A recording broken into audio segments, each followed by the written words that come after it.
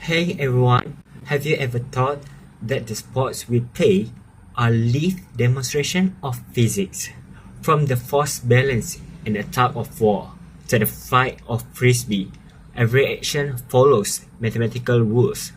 Today, I will show you how these same rules power a crucial engineering tools, Computational Fluid Dynamics or CFD.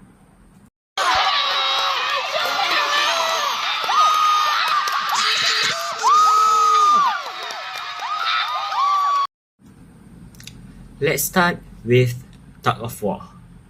When both teams pulls with equal force, the rope doesn't move.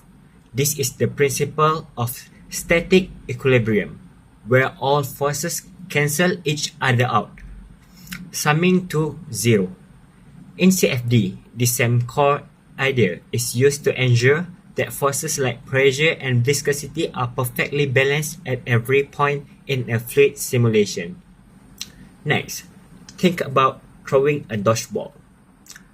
The ball doesn't fly forever. It's slowed down by a resistance, what we call drag. The force of this drag isn't random. It's calculated by an equation that considers the ball speed, its size, and even the density of the air. CFD uses this exact drag equation to predict how air flows around a car or how wind affects a building. Now, a spinning basketball. When you put a curve on your shot, you are using the Magnus effect. The spin creates a pressure difference which generates a lifting force. The strength of this is calculated by its own specific formula.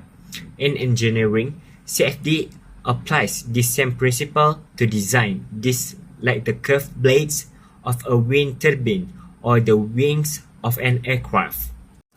Finally, the frisbee. To fly, it needs two opposing forces, lift to stay in the air and drag that eventually brings it down. The performance of a frisbee is a balancing act between its own lift equation and its drag equation. This is a fundamental study in CFD used to optimize the design of drones, helicopters, and satellites. So, what's the connection?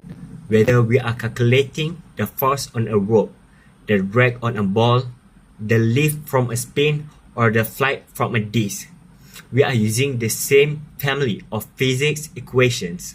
CFD takes this formula, the very same math that describes our sport, and uses them to simulate and solve complex real-world problems in engineering and design. It turns the physics of play into the physics of innovation. Thank you.